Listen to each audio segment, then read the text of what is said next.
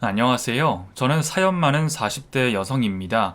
어쩌다 보니 이 사연 채널을 알게 되어 여러분들 앞에서 인사를 드리게 되었네요. 제가 아직 40대의 젊은 나이지만 저는 제 나이에 비해 참 우여곡절이 많은 사람입니다. 살면서 이런 일을 겪을 수 있을까 싶은 일들을 참 많이도 겪으면서 살았네요. 한때는 다 포기하고 죽고 싶을 만큼 고통스러운 나날도 많았는데 인생이 계속 나쁘게만 흘러가라는 법은 없는지 어느 날 제게도 믿을 수 없는 행운이 벌어지고 말았습니다. 그것도 벌써 십수년 전 이야기네요. 십수년 전 얘기를 지금에서야 하는 이유는 제가 그 사이 완전히 다른 사람이 되었기 때문입니다. 어렸을 적 저는 아버지가 있는 아이들을 부러워하며 자랐습니다. 아빠가 목말을 태워줬다거나 안아줬다거나 하는 친구들의 말을 들을 때면 그게 늘 부러웠죠. 심지어는 아빠가 퇴근길에 과자를 사오지 않으셨다고 볼멘 소리를 하는 다른 아이들의 투정조차 제게는 더없이 부러운 일이었습니다. 저는 어릴 때부터 늘 궁금했던 것 같아요. 우리 아빠는 어디 있고 나를 사랑하기는 하실까? 저는 한 번도 본 적 없던 아버지에 대한 존재가 늘 궁금했었습니다. 하지만 엄마는 제게 아버지 이야기를 꺼내지도 못하게 하곤 하셨습니다. 아버지 얘기를 직접 해주신 적도 한 번도 없었고, 제게 말을 꺼내지 못하게 하셨죠. 엄마, 나는 아빠가 없어? 친구들 다들 아빠가 있는데, 우리 아빠는 어디 있어? 그런 거 없어. 그런 거 없어도 우리는 잘 살 수 있고 필요 없으니까 앞으로도 아빠 같은 소리는 입에도 꺼내지 마. 엄마는 아버지의 존재를 입 밖에 꺼내신 적이 없으셨습니다. 오히려 제가 못할 말을 하는 것처럼 끔찍해 하시며 존재 자체를 부정하는 듯 보이셨죠. 어릴 때는 그런 엄마의 태도가 전혀 이해되지 않았습니다.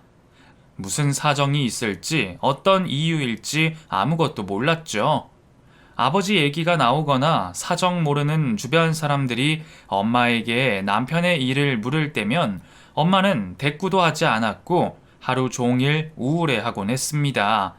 그걸 보고 자란 저는 말귀를 알아들을 정도의 나이가 지나자 더 이상 집에서 아버지의 이야기를 하지 않았고 엄마가 가르쳐 주지 않아도 밖에서는 알아서 거짓말을 하며 사정을 둘러대곤 했습니다. 나한테는 처음부터 아버지가 없다며 존재 자체를 지우려 했지만 그 빈자리를 아주 지우는 일은 쉽지 않았어요. 저는 엄마와 단둘이 어렵게 지냈고 모녀가 단둘이 살아가다 보면 남편과 아버지가 필요한 일들이 너무나 많았으니까요. 하지만 엄마는 그런 사정에도 굴하지 않으시고 참 열심히 살아오셨습니다. 혼자 가장이고 주부셨던 엄마는 참 많은 고생들을 하셔야 했어요. 저도 나이를 먹고 점점 철이 들어가면서 엄마의 고생을 너무 잘 알았습니다. 늘 피곤해 보이는 그 얼굴을 보며 어린 나이부터 죄책감을 느끼곤 했었고, 내가 없었더라면 엄마에게 다른 인생이 있을 수 있지 않았을까 하는 생각까지 했었죠. 지워진 아버지의 존재, 고단한 어머니의 삶, 그 모든 것이 다 제 탓인 것만 같았고, 그건 제 성격과 자아에 너무 큰 영향을 미쳤습니다. 가족이라고는 엄마가 유일했지만 저는 엄마에게 제 속을 털어놓아 본 적이 거의 없었습니다. 어려서부터 다치더라도 엄마가 그걸 보고 또 힘든 표정을 지을까 걱정되어 혼자 반창고를 붙이고 제가 다쳤다는 건 숨기곤 했어요. 그리고 엄마가 우연이라도 그걸 보고 속상해 할 때면 제 마음이 더 찢어지는 것 같았죠. 참는 게 일상이었고 숨기는 게 버릇이었습니다. 그런 환경 속에 마음 터놓을 곳 하나 없이 자라서 그런지 저는 참 소심한 사람이 되었습니다. 그런 성격으로 자라 학교에 들어갔더니 저는 딱 놀림받기 좋은 아이가 되었어요. 아빠 없는 것이 그렇게 티가 나는지 아이들은 아버지와의 추억 하나 없는 저를 금세 알아차리고 제가 아빠도 없다며 놀리곤 했습니다. 그게 왜 놀림받아야 할 일인지는 이해하지 못했지만 소심한 성격 탓에 친구들에게 화 한 번 내지 못했어요. 아마 그래서 제가 더 괴롭힘을 당했겠죠. 저도 그런 제 성격을 바꿔보고 이겨내보고 싶었지만 제 목소리를 내는 것은 너무나 힘든 일이었습니다. 저는 말을 하는 것보다 오히려 참고 견디는 게 더 편한 사람이었어요. 그렇게 저는 속이 외로운 사람으로 자라게 되었습니다. 그렇다고 엄마가 제게 소홀하셨다거나 저를 미워하신 건 아니었어요. 오히려 엄마는 늘 제 걱정이 많으셨고 저를 위해서라면 뭐든지 해주고 싶어 하셨죠. 하지만 그러기에는 엄마는 혼자서 너무 고생이 많았고 늘 지쳐 보였습니다. 어렸을 적 제 기억 속 엄마는 손이 참 하얗고 예뻤는데 혼자 자식을 낳아 기른다고 하기에는 믿기 어려울 정도로 너무 고운 손이었죠. 하지만 저를 키우시면서 고운 엄마의 손은 점점 거칠어져 갔고 제가 중학생쯤 되었을 무렵에는 엄마 손에서도 그동안의 고생이 엿보이게 되었죠. 그게 왜 그렇게 속이 상했는지 없는 용돈을 모아 핸드크림을 사드렸던 기억이 납니다. 생각해보면 아버지 얘기는 당연하고 저는 친척이나 할아버지나 다른 가족들 얘기를 한 번도 들어본 적이 없었습니다. 그냥 제가 태어났을 때부터 저와 엄마 두 식구가 전부였어요. 그래서 저는 손이 고왔던 엄마가 저를 낳기 전 어떤 삶을 살아왔는지 전혀 아는 게 없었습니다. 엄마는 참 이상할 정도로 자기 얘기하는 걸 싫어했어요. 단둘이 살다 보면 은연중에라도 얘기가 나오기 마련일 텐데 엄마와 제가 나누는 얘기는 전부 현재와 삶에 대한 실질적인 이야기뿐이었습니다. 숙제는 했냐? 해두고 간 밥은 잘 챙겨 먹었냐? 그런 것 말고는 무슨 얘기를 나누었는지 잘 기억이 나질 않네요. 하지만 고왔던 손이 거칠어지는 것을 보며 그게 다 저 때문이라는 생각을 했던 것 같습니다. 그렇게 고생하는 엄마 밑에서 자란 저는 어려서부터 일찍이 돈을 벌고 싶다 생각했었어요. 엄마는 내심 제가 대학을 가기를 바라셨지만 저는 우리 집 형편에 그게 무슨 의미가 있을까 생각하곤 했었죠. 제가 기가 막히게 머리가 좋아서 4년제 대학을 내내 장학금 받고 다니거나 학교 다니면서 생활비라도 벌 수 있다면 생각해 볼 수 있을지 모르지만 그때는 그 모든 게 너무 멀고 힘들게만 느껴졌어요. 그냥 하루하루 열심히 살면서 엄마의 고단함을 조금이나마 나눠놓고 싶은 것이 제가 바라는 전부였습니다. 그래서 저는 20살이 되자마자 일을 시작했습니다. 아르바이트도 몇 달 일을 잘하면 정직원을 시켜주신다고 해서 적은 시급을 받으면서도 참 열심히 일을 했었습니다. 하지만 약속한 몇 달이 지나자 저는 일을 요령 있게 하지 못한다는 이유로 정직원이 되지 못하고 잘리게 되었습니다. 그때는 사장이 꼼수를 부린 줄도 모르고 내가 못해서 그렇구나 생각해 제 탓만 했어요. 내가 좀 더 고생하고 실수를 하지 않았으면 정직원이 될 수 있었을 거라 생각했죠. 그 후로도 저는 꽤 많은 일들을 해왔습니다. 주유소와 세차장에서도 일을 했고 부품 만드는 공장과 식품 공장에서도 일을 했습니다. 거의 전부 몸 쓰는 일이라 그런지 일을 하고 돌아오면 너무 피곤했었죠. 가끔은 일하는 곳에서는 무시당하고 대우도 못 받고 기계처럼 일하는 제 인생이 처량하기도 했지만 그래도 제가 집안에 조금이나마 보탬이 될 수 있다는 생각에 기뻤어요. 엄마가 일을 덜해도 되어 좋았고 제가 엄마의 피곤함을 나눠질 수 있어 다행이라 생각했습니다. 그렇게 살다 보니 제게는 연애니 결혼이니 하는 것들은 늘 멀게만 느껴졌었습니다. 몇 안 되는 친구들이 연애를 하고 결혼관에 대한 이야기를 할 때도 아마 저는 평생 꿈꿔볼 수 없는 행복이라 생각했었죠. 그러던 제가 한 남자를 만나게 되었습니다. 제가 일하던 곳에 새로운 젊은 관리자였던 그 남자는 아무도 거들떠보지 않던 제게 친절했던 유일한 사람이었어요. 원래도 활달하고 친절해서 회사에서 이모님들이나 동료들에게 인기 많은 사람이었고, 소극적인 성격의 저는 대화를 많이 해보지는 않았지만 나와는 다른 밝은 사람이라 생각했어요. 그런 사람이 내 걱정을 해주는 것이 무척 고마웠지만 별다른 의미가 아닐 거라 생각했습니다. 그런데 그 후로도 성민 씨가 저를 알게 모르게 챙겨주는 일들이 참 많았습니다. 남들이 하기 싫어하던 힘든 일만 떠맡아 하던 제가 어느 날 조금이나마 편한 부서로 책정이 되었는데, 그게 성민 씨가 도와준 거라는 얘기를 들었어요. 뭐야, 김주임? 설마 연주 씨 좋아해? 왜 연주 씨한테 좋은 배정 줬어? 그게 아니라 다 돌아가면서 고생해야지 매번 연주 씨만 고생시킬 수 없잖아요. 아니, 다들 양심 없어요? 저번 달, 저저번 달 다 연주 씨 혼자 3교대 했던데, 이러다가 연주 씨가 힘들다고 그만두면 누가 더 나올 거예요? 그건 그렇지. 하긴 연주가 제일 고생하긴 했어. 그래, 연주 걔가 애가 어려서 그런가 조용해서 그런가 힘들어도 말이 별로 없더라고. 애가 융통성이 너무 없지. 예, 그래서 그런 거예요. 제가 알아서 두루두루 다 챙겨야 다른 분들도 편하죠. 안 그래요? 공장 생산직 일을 하던 저는 주변에 같이 일하시는 분들이 거의 여자였고 저보다 나이 많은 언니들이었습니다.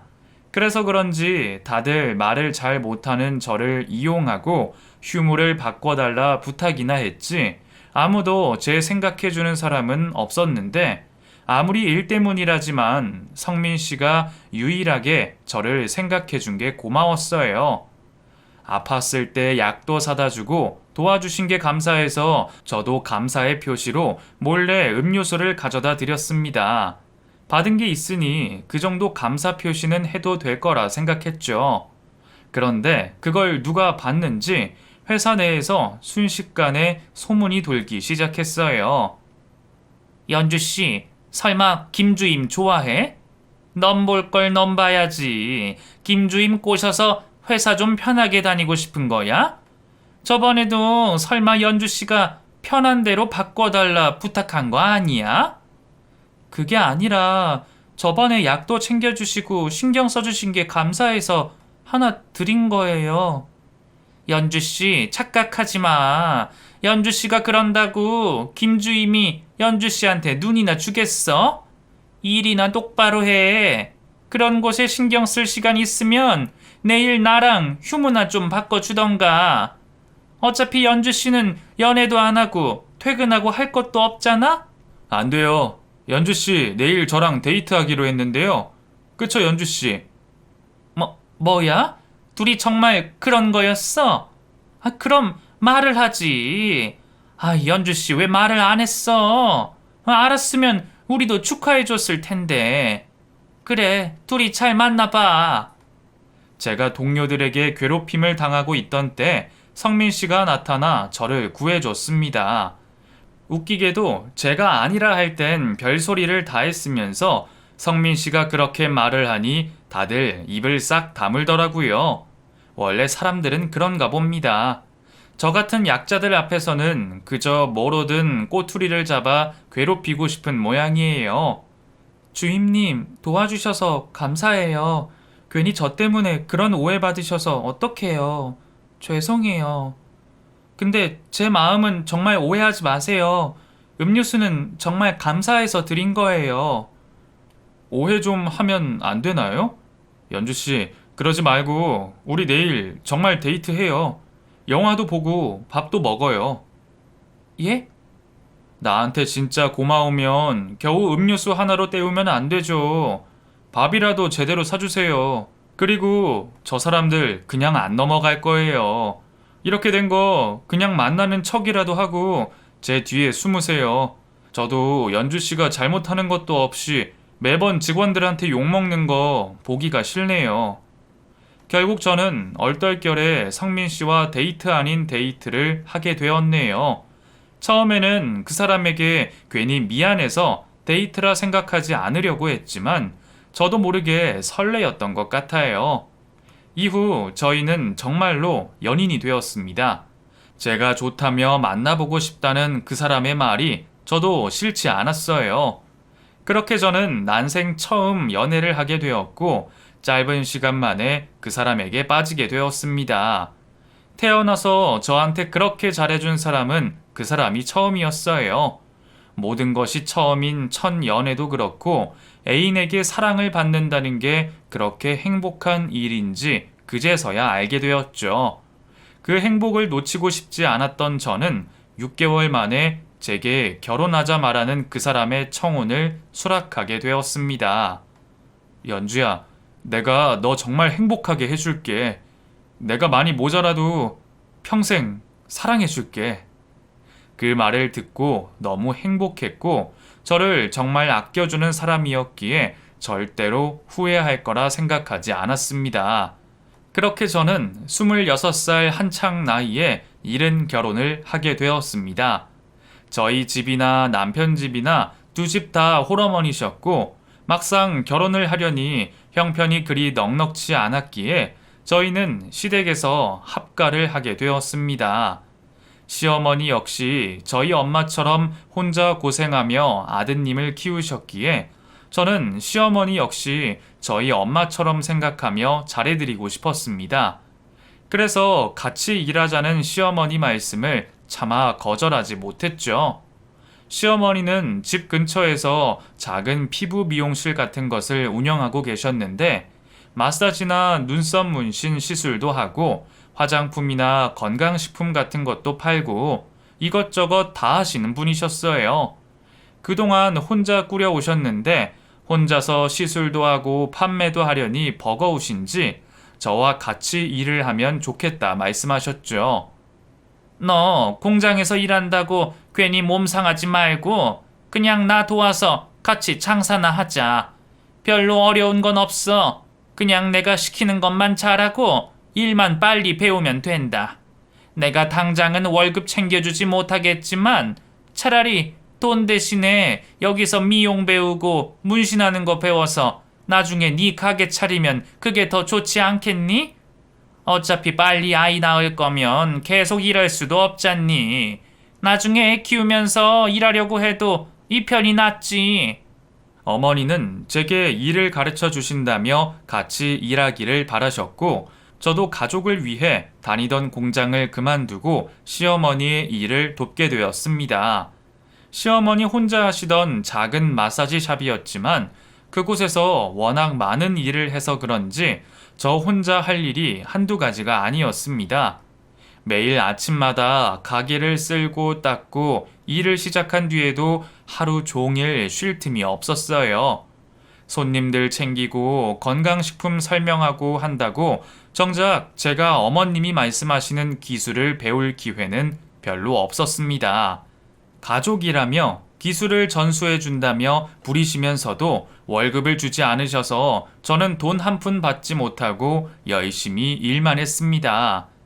가족끼리 돈 얘기를 하기도 어려웠고 제가 시어머니를 위해 당연히 그래야 한다 생각했습니다. 하지만 제가 감당해야 하는 건 어머니 가게일 뿐만이 아니었어요. 애초에 시댁살이를 택한 게 실수였는지 모르겠네요. 시어머니는 별로 좋으신 분은 아니셨어요. 아들만 귀한 분이셨고 저는 시댁 몸종처럼 생각하셨죠. 그러면서도 제가 하는 것마다 마음에 들어 하시는 법도 없으셨습니다. 저는 집안일도 해야 했고 밖에서 시어머니 일도 거들어야 했죠. 두 사람 중 누구 하나 저를 도와주는 사람이 없었고 매끼 새 밥을 지어내는 저를 보면서 고마워하는 사람도 없었습니다. 며느리 도리가 다 이런 건가 싶어 남들은 어떻게 사는지 궁금했지만 다른 여자들이 어떻게 사는지도 알 수가 없었습니다. 저는 친구도 별로 없었고 친정이나 어디 다른 곳에 얘기할 만한 곳도 없었거든요. 그래서 힘들고 서글퍼도 그냥 제가 잘 하던 대로 참는 수밖에 없었습니다. 그런 중에 남편이라도 제게 잘해주었으면 견딜 수 있었을 거예요. 하지만 믿고 결혼했던 남편은 결혼과 동시에 완전히 바뀌어 버렸습니다. 이전에는 저를 너무나 걱정하고 사랑해주던 남편이 혼인신고를 하자마자 철면피가 되었습니다. 이제 잡은 물고기라 그건지 제게 잘 하려는 신용도 하지 않았어요. 시어머니가 저를 괴롭히시는 걸 뻔히 보고 있으면서도 한번 말려준 적도 없었고, 오히려 제가 집에서 놀고 먹지 않냐며 저를 바보 취급했죠. 당신이 잘했으면 어머니가 저러시겠어? 아이, 그러게 한 번에 마음에 들게 잘하면 될걸. 아이, 왜 그렇게 못해서 잔소리를 들어? 나도 잘하려고 한 건데, 나도 가게 일하고 살림까지 하려니까 피곤해서 그래요. 당신이 하는 게 뭐가 있는데? 가게 일은 어머니가 하시는 거고, 살림도 뭐 별게 있다고. 솔직히 불평은 당신이 할 게 아니라 우리 어머니가 해야 하는 거 아니야? 며느리 들여서 좀 편해지실 줄 알았더니 고생은 고생대로 하고 속만 터지시게 생겼네. 제발 욕 안 들어먹게 눈치껏 잘 좀 해라, 응? 정말 제가 잘못했던 걸까요? 남편과 시어머니는 제가 아무것도 하는 게 없이 밥만 축낸다며 저를 구박하기 시작했습니다. 그리고 그런 얘기를 자꾸 듣다 보니 저도 언젠가부터는 제가 잘못되었다는 생각이 들기 시작했어요. 그 후로는 모든 일이 다 제 탓이었습니다. 진상 손님이 억지를 부려도 제 탓이고 가게에 손님이 없어도 제 탓이었습니다. 남편이 회사에서 다친 것도 내조를 못한 제 탓이었죠. 아마 이런 게 가스라이팅이지 않을까 싶어요. 그때는 그런 게 뭔지도 모르고 늘 주눅 들고 기죽어 있어서 다 제 탓인 줄만 알았습니다. 나를 사랑하는 남편이 나한테 일부러 그러는 게 아닐 거라고, 시어머니가 시집살이 시키시는 게 아니라 내가 워낙 모자라서 그러시는 거라고. 그쯤 저는 내가 모자라고 바보 같아서 사람들에게 피해를 주는 거라 생각하기 시작되었습니다. 그러던 중 혼자 계시던 엄마가 편찮으시게 되었어요. 원래 병이 있으시긴 했지만 수년 전 치료를 끝냈었는데 설마 그렇게 금방 다시 재발할 줄은 몰랐습니다. 저는 헬스케 보이는 엄마를 붙들고 아니라는 얘기를 듣고 싶었죠. 하지만 엄마는 너무 담담하게도 상황을 받아들이고 계셨습니다. 엄마, 아니지? 괜찮다지? 설마 또 재발했을 리가 없잖아. 재발이래. 이제는 더 손쓰기는 어렵겠네. 이게 내 운명인가 보지. 뭐 어쩌겠니? 너도 너무 난리 피우지 마. 나는 어차피 이 세상에 더 미련이 없다. 너 결혼하는 것까지만 보고 다 포기하려고 했는데 바람대로 너 결혼하는 거 봤으니까 됐지. 나는 그동안 너무 고단했고 이제는 더 치료하고 싶지도 않고 그냥 두고 싶어. 엄마는 힘든 치료를 더는 하고 싶지 않으시다며 포기를 말하셨습니다. 엄마가 고된 인생을 사셨던 건 저도 알고 있지만 그래도 그 말은 너무 무책임하게 느껴졌어요. 아마 그때 제가 처음으로 화를 내봤던 것 같네요. 엄마는 끝까지 왜 그렇게 엄마 생각만 해? 엄마가 그렇게 앓다가 죽으면 남겨진 내가 편히 살 수 있겠어? 아무리 희망이 없다고 해도 마지막까지 뭐라도 해볼 생각을 해야지. 다 포기하면 편해. 치료비는 내가 어떻게든 마련할 테니까 그런 소리 하지 마. 아무리 그래도 자기 부모가 아픈 것을 손 놓고 보고 있을 자식이 어디 있겠어요. 저는 엄마가 뭐라고 하시던 엄마를 꼭 살려내고 싶었습니다. 그렇게 저는 치료를 거부하는 엄마를 설득해 치료를 받기로 했고 병원비를 위해 남편에게 손을 벌려야만 했습니다. 제대로 된 남편이었다면 장모가 아프다는데 돈 아깝다는 얘기는 하지 않겠죠. 하지만 저를 무시하는 남편은 장모마저 무시하는지 장모가 아프다는 얘기에도 돈 걱정이 우선이었습니다. 아니, 병원비가 한두 푼도 아니고 얼마나 들어갈지도 모르는데 그걸 나더러 해달라고? 내가 돈이 없잖아요. 길게 부탁 안 할게요. 1년 정도만 좀 도와줘요. 내가 그동안 어머니 가게 일 안 하고 계속 일 다녔으면 내가 알아서 했겠죠.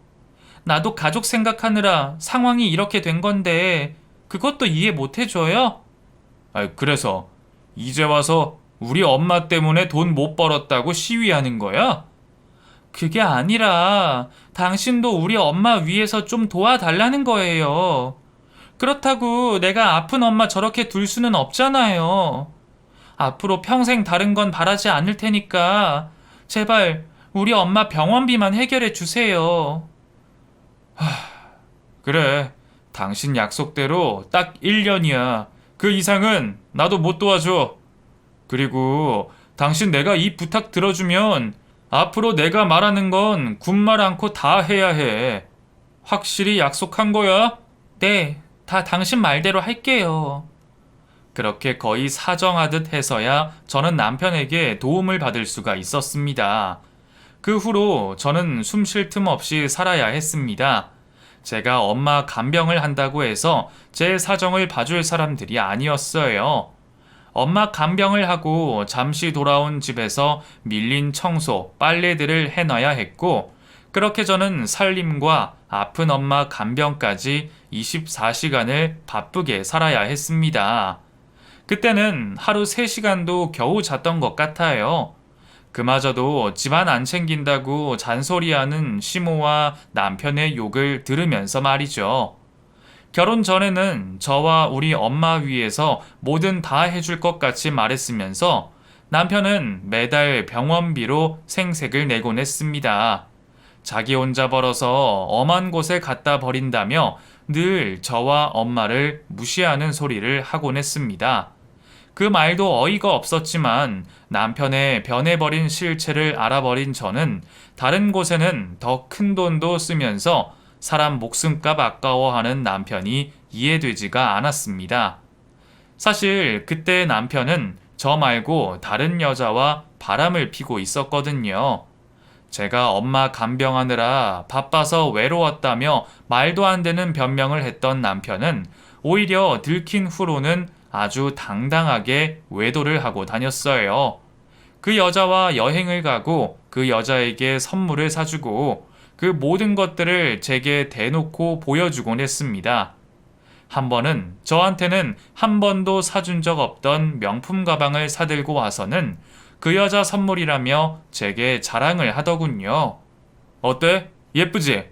여자들이 좋아하겠지? 하긴 당신이 뭐 이런 걸 알기나 하나. 당신은 구경하는 걸로도 감지덕지 해라. 한 집에 살면서 남편이 바람피고 다닌다는 건 시어머니도 뻔히 알고 계셨어요. 어쩌면 저보다 먼저 알고 계셨을지도 모르겠네요. 그런 시어머니는 당연한 듯 아들을 감싸셨습니다. 남자들은 원래 한 번씩 한눈 팔고 그런 거야. 옛날에는 작은 부인도 끼고 살았는데 지금은 법이 바뀌어서 그렇지. 어쩌면 그게 당연한 거 아니냐? 그래도 그런 건 다 한때다. 흥미 떨어지면 금방 헤어질 거야. 그래도 본처인 네가 네 자리를 잘 지켜야지. 그러니까 괜히 이혼할 생각하지 말고 너는 아내 도리만 잘 하고 있어라.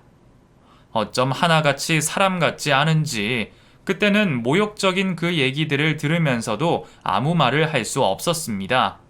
당장 엄마의 병원비가 걱정이었고 제 문제보다는 엄마의 건강이 우선이었죠.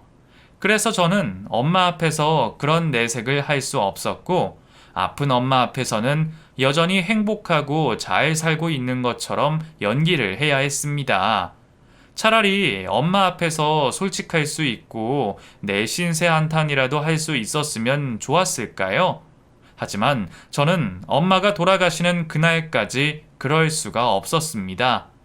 결국 엄마는 치료를 시작하고 1년을 미처 채우지 못하고 돌아가셨습니다. 남편이 약속한 1년이 지나면 제가 일이라도 해서 병원비를 대려고 생각했는데 차마 그럴 겨를도 없었네요. 오직 반평생을 저 하나만 보고 외롭게 살아오셨던 엄마는 돌아가시는 그날까지 참 외롭고 쓸쓸하셨습니다. 엄마가 돌아가시던 날 제가 남편에게 연락을 취했지만 남편은 상간녀와 여행을 갔다며 제 연락을 받지 않았습니다. 결국 저는 남편도 없이 혼자 장례를 치르게 되었고 사위라는 사람은 장모 발인 날까지 연락 한 통 없었습니다. 그나마 시어머니는 오셔서 육개장 한 그릇을 드시고 가셨는데 그때까지도 남편 걱정뿐이셨어요.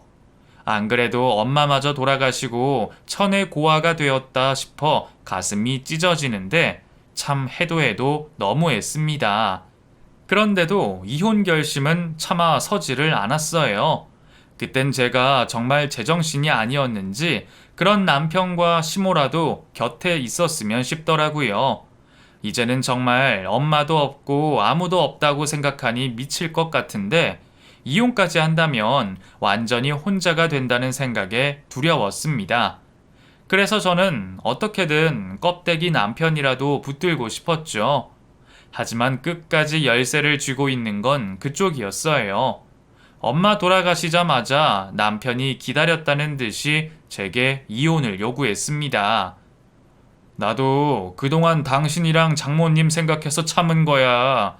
당신도 이제 장모님 병원비 걱정할 일도 없을 거고, 우리 헤어지자. 뭐라고요? 이혼이라니. 당신 설마 나 버리고 그 여자랑 살겠다는 거예요? 아, 어쩌겠어. 나 이제 당신 안 사랑해. 당신도 껍데기 붙들고 살아봤자 뭐해. 장모님이 물려주신 거 뭐 없어? 그 유산 가지고 새 출발이라도 하던가. 나도 장모님 병원비 대고 그 정도 했으면 도리는 다 한 거 아니냐? 그리고 전에 병원비 내주면 내가 하자는 대로 한다 약속했잖아. 이게 마지막 부탁이니까 더 말하지 말고 이혼하자. 남편은 너무나도 당당하게 제게 이혼을 요구했습니다. 처음에는 본처는 그래도 저라며 참고 버티라던 시어머니도 그 여자가 임신했다는 소식에 저를 바로 쫓아내셨죠. 어쩌면 처음부터 다 정해져 있던 결말이었는데 제가 그걸 믿고 싶지 않았나 봅니다. 어렵게 마음먹은 결혼이었으니 분명 행복할 거라고, 나만 잘하면 모든 것이 완벽할 거라고 저는 자꾸만 제 스스로를 속이고만 있었어요. 그리고 그 결과는 그렇게나 비참할 수밖에 없었습니다. 그래도 5년 넘게 같이 살았는데 시댁에서는 제게 재산 분할 한 푼 해주지 않았습니다. 그동안 엄마 병원비 대준 걸로 감지덕지하라며 맨몸으로 저를 쫓아내고 말았죠. 결국 저는 시집 갈 때 들고 간 혼수 하나 챙겨 나오지 못하고 빈손으로 이혼을 당해야 했습니다. 그나마 엄마가 지내던 집이라도 있어서 다행이라 해야 할까요? 하지만 그 집 역시 월세집이었고 몇 달 뒤면 비워줘야 하는 신세였어요. 가진 것 없던 엄마가 제게 남긴 것이라고는 작은 반지 하나뿐이었습니다. 엄마는 제게 물려줄 것이 그거 하나뿐이라며 유일한 유산으로 반지를 건네주셨습니다. 저는 엄마에게 그런 반지가 있는 줄도 몰랐습니다. 폐물이라고는 하나 없이 가난한 줄 알았던 엄마에게 꽤 비싸 보이는 반지가 있었다는 게 놀라웠습니다. 엄마가 그 반지를 급할 때 쓰라고 주신 건지 아니면 간직하라고 주신 건지 의도는 모르겠지만 저는 무슨 일이 있어도 그 반지를 팔지 않겠다고 다짐했습니다. 엄마가 돌아가시고 남은 것은 그 반지 하나가 유일했으니 저는 그 반지를 엄마처럼 귀하게 생각하기로 했어요. 매일 엄마를 그리워하며 그 반지를 항상 지니고 다니기로 했습니다. 결국 유산이나 재산 하나 없이 돈이 급했던 저는 급히 일을 구해야 했습니다. 그리고 한 식당에서 일을 시작하게 되었죠. 사실 그때 저는 시댁에서의 오랜 고생과 핍박으로 정신적으로 많이 나약한 상태였습니다. 그리고 엄마가 돌아가시고 남편의 외도로 이혼까지 당하면서 사실상 정상적인 생활이 거의 불가능한 수준이었을 거예요. 사리 판단도 어렵고 부당한 일에 소리를 낼 힘도 없었죠. 그래서 저는 새로 일을 시작한 식당에서 처음부터 구박을 당해야 했습니다. 사실 그게 별로 대수롭지는 않았어요. 시댁에서 맨날 듣던 것이 욕이고 잔소리였기에 상대가 달라졌다는 것 말고는 제가 늘 당하던 일상이었죠. 그런 것에 무뎠던 제가 사장의 욕짓거리에도 별 반응을 하지 않아서 그랬던 건지 사장은 제게 유독 못되게 굴었습니다. 꼭 전 시어머니 닮은 것 같은 그 사장은 동네에서 유명한 구두쇠에 직원들에게 모질게 하기로 유명한 사장이었습니다. 몇 달 버틴 직원이 없던 탓에 제가 그 자리에 일을 쉽게 구할 수가 있었던 거였죠. 부리는 사람한테 하대하지 않고 잘 좀 해줬더라면 장사도 더 잘 되고 직원 구하느라 애먹을 일도 없었을 텐데 천성이 못된 건지 그 사장은 제게 참 매정했습니다. 매정하기만 하면 다행이었죠. 가끔 가다가 화가 날 때면 말릴 수도 없었고 저를 사람 취급도 하지 않았습니다. 그날도 그런 날이었어요. 재료값이 올라 아침부터 기분이 좋지 않던 사장이 하루 종일 저를 쫓아다니며 꼬치꼬치 시비를 걸고 있었습니다.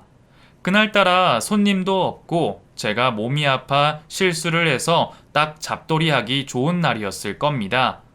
저는 몸이 아파 식은땀을 뻘뻘 흘리면서도 사장에게 욕을 듣지 않기 위해 열심히 일을 했습니다. 하지만 사장은 그런 제 사정을 봐주지 않았죠. 그때 테이블에는 딱 손님이 한 분 계셨고 저는 혼자 음식에 서빙에 저녁 재료 준비까지 하느라 정신이 없었습니다. 기분이 나빠서 저녁 장사할 생각이 없는지 사장이 TV를 보고 앉아 있었거든요. 여기요, 그 물 좀 가져다 주세요.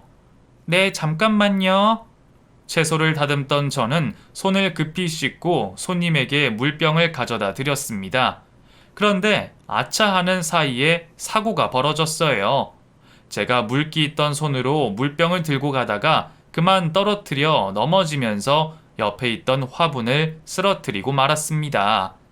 그 화분은 사장이 아끼던 비싼 난이었는데 순간 저는 온몸이 굳는 것 같았습니다.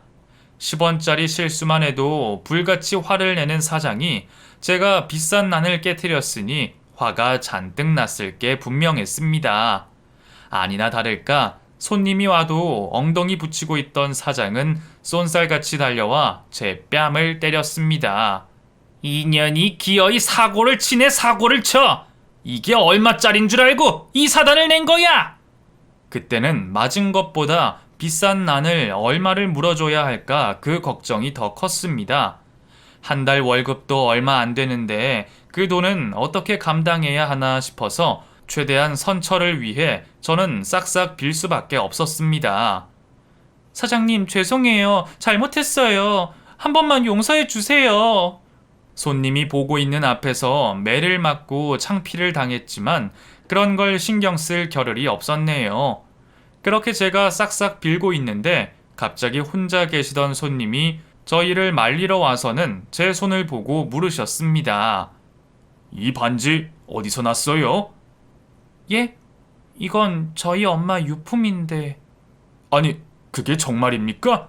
정말 어머니 유품이에요. 엄마가 물려주신 반지를 왜 궁금해하는지 모르겠지만 그 손님은 제 손에 반지를 보고 놀라 제게 연신 물었습니다. 손님, 이건 우리끼리 일이니까 손님은 좀 빠져주세요. 사장님, 지금 이분이 누군지 알고 이러십니까? 이 정도로 끝내는 게 사장님한테도 좋을 겁니다. 저 아가씨는 저랑 당장 어디 좀 같이 갑시다. 아가씨가 꼭 만나야 할 분이 있어요. 그 낯선 사람은 제 반지를 보고 제가 만나야 할 사람이 있다며 다짜고짜 저를 데려갔습니다. 상황이 이해되지는 않았지만 왠지 선한 인상의 그분이 무서운 사장보다는 나아 보였죠. 그렇게 따라간 곳에서 저는 웬 노년의 남성분을 만나게 되었습니다. 묘하게 익숙한 듯한 그 모습에 왠지 마음이 편안했어요. 그리고 저는 그곳에서 상상하지 못한 진실을 알게 되었습니다. 네가 정말 진경이 딸이냐? 그래. 예, 저희 엄마 성함이 오진경 씨가 맞긴 한데 할아버님은 누구세요? 저희 엄마를 아세요? 그래, 알다 마다. 내가 네 외할아버지야. 그랬습니다. 그분은 저희 돌아가신 엄마의 아버지이자 제 외할아버지셨습니다. 할아버지는 젊었을 적 건설업을 하시다 현재는 빌딩 수십 채를 가지고 계신 땅 부자셨고 저희 엄마가 유일한 자식이셨습니다. 어린 시절부터 부족함 없이 자랐던 엄마는 젊은 시절 한 남자를 만나 절절한 사랑을 하셨나 봅니다. 너무 사랑해서 자신이 가진 모든 것을 버리고도 포기하지 못할 남자였나 봐요. 집안의 반대에도 엄마는 결국 그 남자와 결혼을 선택하셨고 제가 태어났습니다. 지금은 엄마가 돌아가셔서 자세한 얘기는 모르겠지만 아마 제 친부는 어린 딸과 아내를 두고 도망을 간 것 같습니다. 어쩌면 부잣집 딸이 아닌 엄마에게 더 이상 관심이 가지 않았는지도 모르죠. 믿었던 남자에게 버림받게 된 엄마는 그 긴 세월을 혼자 고생하며 저를 키워오셨습니다. 그러면서도 부모님 반대에 한 결혼을 망친 것을 알리기 두려워 친정으로 다시 돌아가시지 못했던 것 같아요.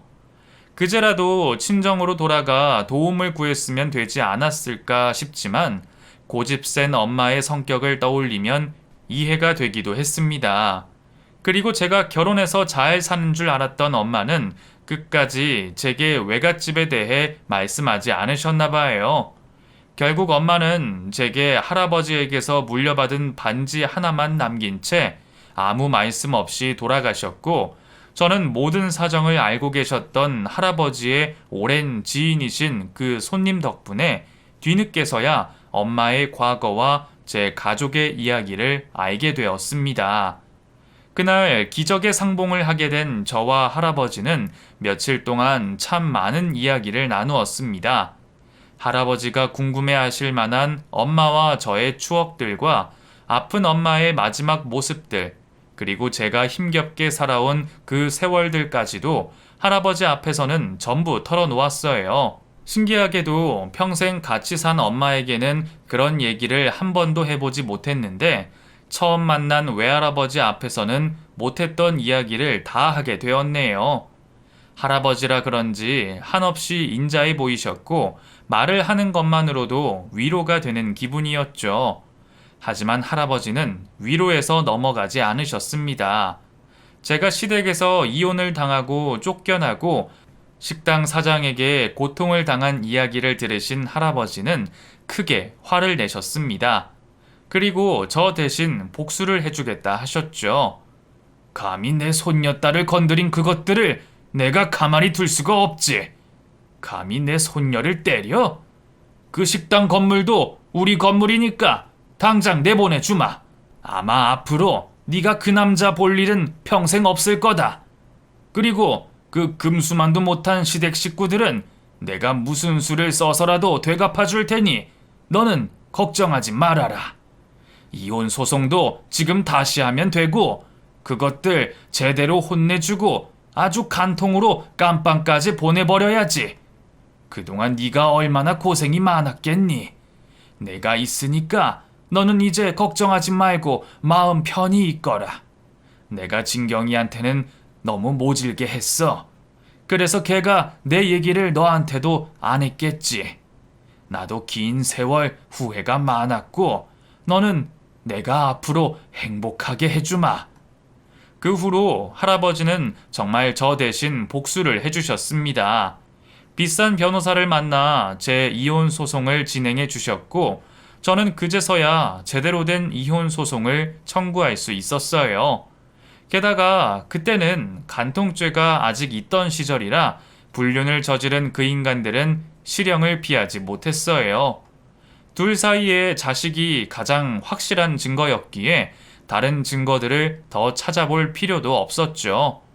결국 두 사람은 간통죄로 상간녀는 집행유예, 전 남편은 징역 6개월을 받았고 저를 오래도록 괴롭힌 시모 역시 할아버지 때문에 가게 문을 닫고 쫄딱 망하고 말았습니다. 사실 그 가게에서 불법 영업도 하고 이상한 식품들도 많이 팔았어서 구청에서 다녀가며 폐업 조치가 내려졌던 거죠. 저는 그런 복수를 꿈꾸지도 못했는데 할아버지를 만나 드디어 제 한을 풀게 되었습니다. 할아버지는 이후로도 엄마에게 못해주신 것을 제게 해주시려 많이 노력하셨습니다. 그렇게 저는 유일한 가족인 할아버지를 모시고 할아버지 사업을 물려받게 되었어요. 뒤늦게 대학에 들어가 공부도 하고 정말 바쁘게 살았습니다. 다시 새 인연을 만나 제대로 된 가정을 꾸리게 되었고 지금은 아들, 딸 하나씩 낳고 잘 지내고 있습니다. 그리고 증손주들을 예뻐하셨던 할아버지가 작년에 돌아가시고 이제는 할아버지를 이렇게 추억할 수밖에 없게 되었네요. 지금도 저는 할아버지가 참 그립습니다. 그래도 이제는 엄마와 할아버지가 천국에서 만나셨기를 기대하고 있어요. 어떻게 생전 처음 본 그 손님이 할아버지와 인연이 있으셨고 제 반지를 단번에 알아보셨을지 저는 지금도 그 모든 것이 다 기적처럼만 느껴집니다. 그리고 직접 겪어본 이상 인생에 꼭 고통만 있는 것은 아닐 거라 말씀드리고 싶네요. 그럼 여러분들도 언젠가 찾아올 행복을 기다리고 버티시기를 바라며 이야기를 마치겠습니다. 감사합니다.